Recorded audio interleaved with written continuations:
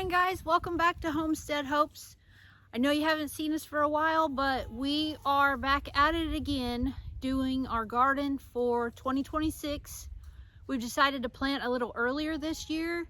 We've had lots of problems and everything last year with some of our crops that we planted, so join us as we straighten up this mess. Okay, so we're starting by getting in the garden and pulling out any debris such as trash or plant markers that were left over from last year or that blew into the garden over the winter season. We took out some old plants, threw them outside of the garden, and here we are attempting to pull up the tarp we laid over on the left-hand side of the garden that killed all of the weeds from last year. So last year we planted watermelon in that area. First corn, then watermelon. And it ended up being so sandy over there that it doesn't look like it's going to be good for planting. So we're thinking about just abandoning that area. Austin's going to take the tiller over here and till this up, and we're going to start planting a few spring vegetables and stuff.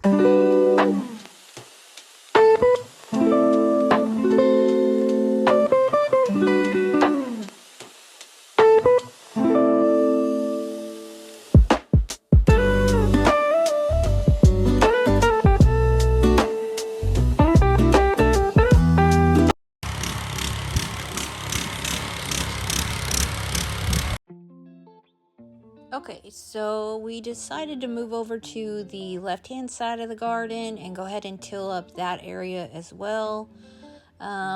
He's over there now tilling by the tomato trellis, and then you're gonna see him come down the archway trellis and get that all fixed up. It was pretty messy, full of weeds, and we just needed to get everything trimmed down and get that fresh dirt to the surface. Now the mulch we used last year, we just tilled it right on in. It's good for the ground, it's good for the soil, you know. So we finished up tilling the rest of the garden, got it looking pretty nice, and then we decided just to move on to some other things going on around the yard. Let's check in on the chickens. So today I got in here and cleaned up a little bit for the girls. Not much. We had to add extra zip ties because during this winter storm we just had, we had to add extra coverage to the cage because these chickens are very durable. They can be out in very, very cold temperatures and it doesn't really harm them as long as they have somewhere where they can get where the wind is blocked off of them. So that was the purpose of this blue area. That is just a tarp spread across the pen, and they can go in there. And well, let me just show you. So what we've got here, back, girls. Thank you. Is we've got this little area right here, and it's kind of a little messy, but they go in there, and we've got some kind of light that we ordered off of Amazon, and they get on their roosting bar and that light emits heat, and so they're able to keep warm. And then they still have their nesting box to go ahead and get in there and lay their eggs, but the blue tarp here was just to block the wind off of them. And I'm sure you saw this funny little contraption. This is something that I made because these girls have decided if I don't get out here immediately and grab eggs, that they're going to peck the eggs and eat them themselves. So I've been having to come out at least before 1 or 2 and get out here. Normally we were feeding about 5 p.m. every day. This time I've got to get out here earlier, get in there, get those eggs out of that little area. But this little thing is a gate that I put up on the opening of that. And when I go in there to get the eggs, I get them distracted by putting feed over there for them to eat out of their trough. And then I put this gate up, which is not really even a gate. It's screens off of windows that I zip tied together. But anyways, I put that up, put that across the opening, and grab all the eggs that I want, throw down the ones that are broken, and I do let them have them. So it is healthy for them to eat those eggs that are already busted, because the shells are very good for them, and it just helps their shells to be even stronger whenever they lay their eggs. But anyways, isn't that right? After all, that's why I feed you guys, so I can have the eggs, right? Okay, so since we've got all these zip ties on this pen, I think I'm just gonna go get some scissors and cut all those off just to make it look a little nicer. And there's some plastic over there that was left from when we tried to cover it for the winter. I'm gonna get that off there too.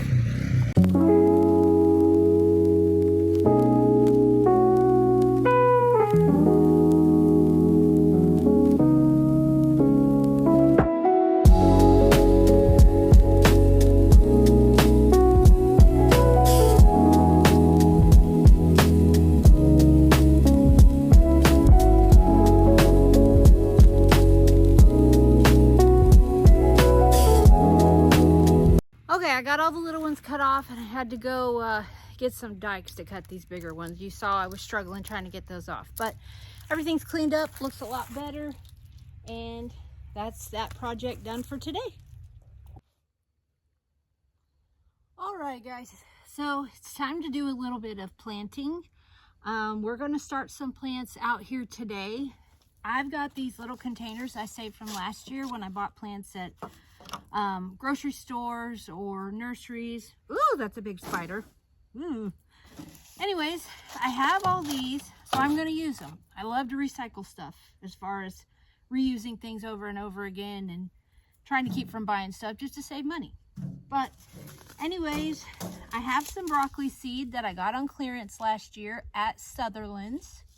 I think we paid maybe 10 cents a pack for these. So I have 4, and I'm going to start them in some little pots today to get those big enough within a few weeks to be able to go ahead and put them in the garden that's freshly tilled.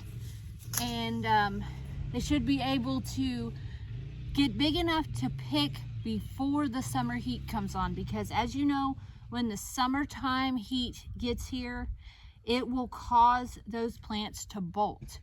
So what happens when they bolt is they try to make seeds to make a new plant, and it just completely messes up the broccoli itself. It's not good to eat. You basically have to throw away so much of it. It's a waste of time to grow it. So I'm going to try to get those in the ground today.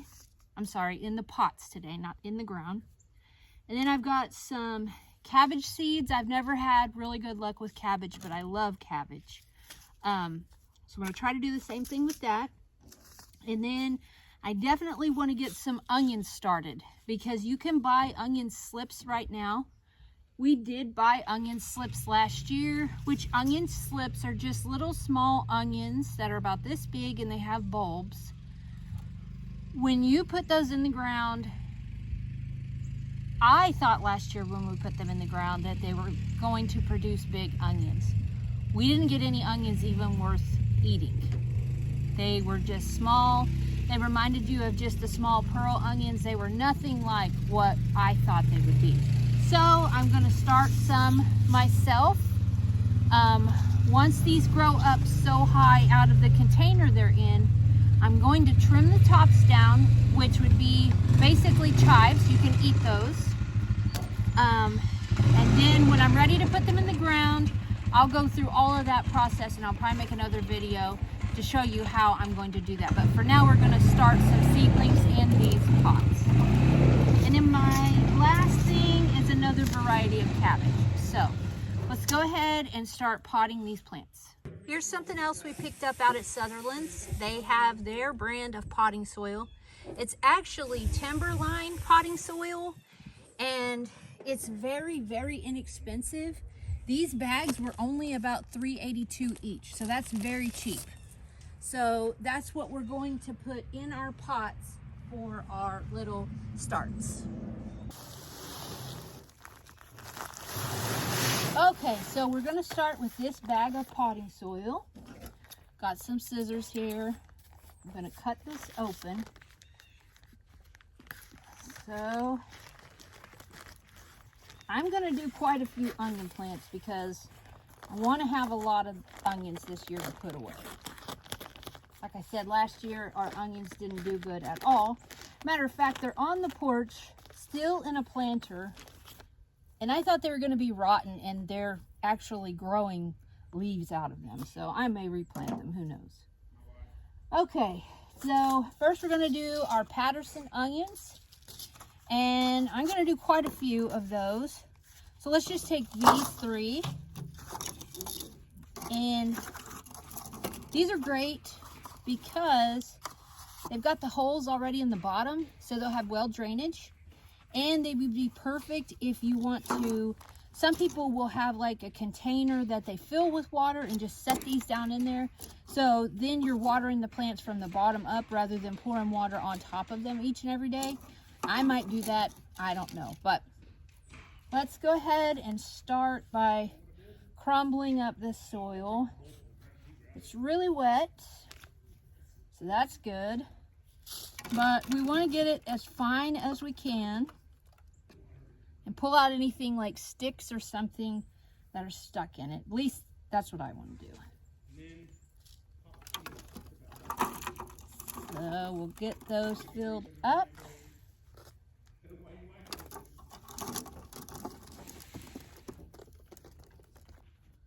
All right, so we got our pots filled. Now it is time to put these seeds in here. And we've got a little marker here that comes with all of the Berlin Seed Co. Seeds and plants that they sell, which are great identifying markers. And don't forget, now Berlin Seed Co., you can go online and order from them and have your order shipped directly to your house. Before, you would have to call them with what all you wanted to order, give them your order over the phone, and then they would be sent to you. Going online is much easier, so make sure you do that. All right, let's see what we've got here. So I am just going to basically sprinkle these all over in here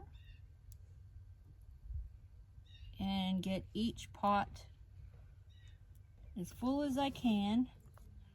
I'm actually looking like I'm going to have to make another pot because I'm going to have some extra seeds here.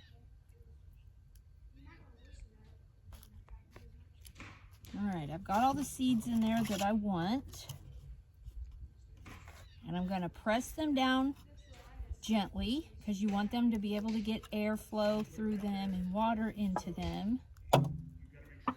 So I'm going to go ahead and fill this one up with dirt so we can do another one, and I'll be right back. Okay, we've got our other pot filled. So I'm going to take these remaining onion seeds and just sprinkle them sparsely throughout the pot. Okay, so now we're going to take these over to the front porch.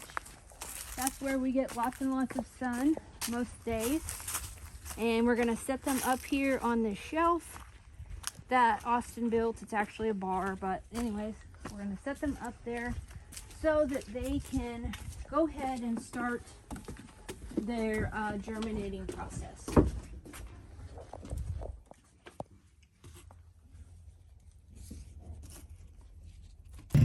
All right, so what we're doing now is we've got the dirt in the cups and we're just sprinkling some seeds in here. These are broccoli seeds. Now what's going to happen with these is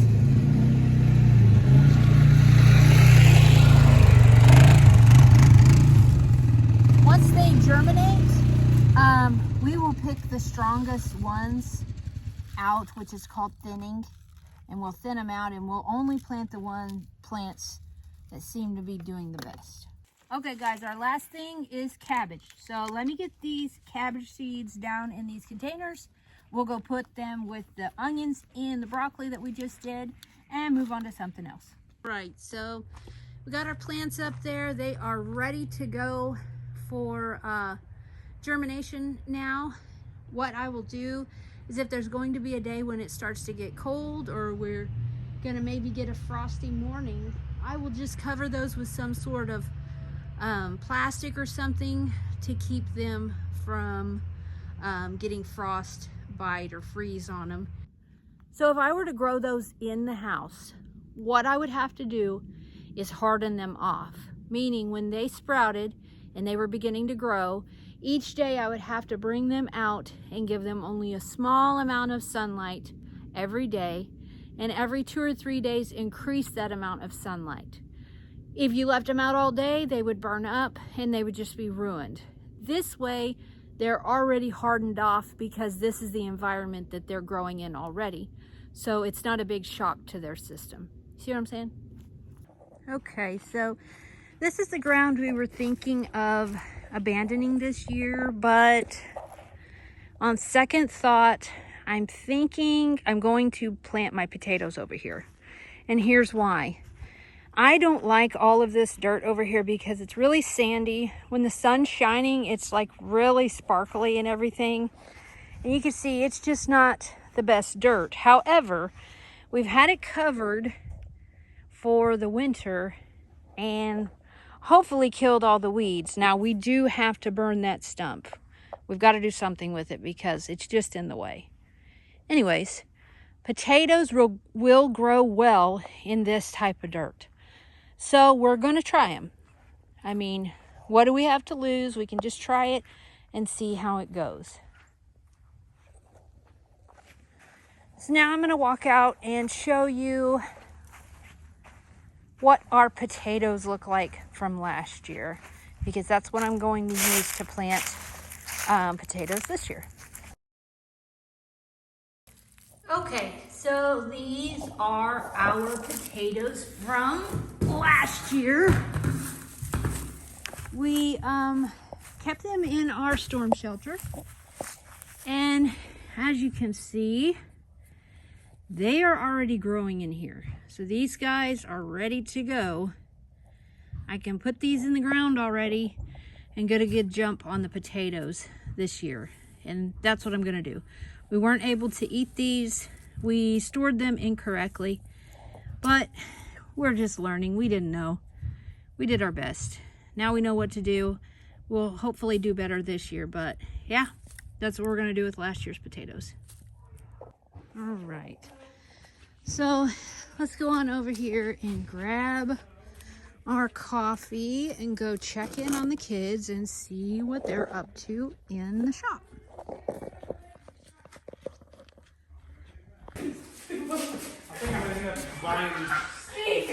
So it looks like the kids are playing basketball. Austin is making a plow to go behind the new four-wheeler we got.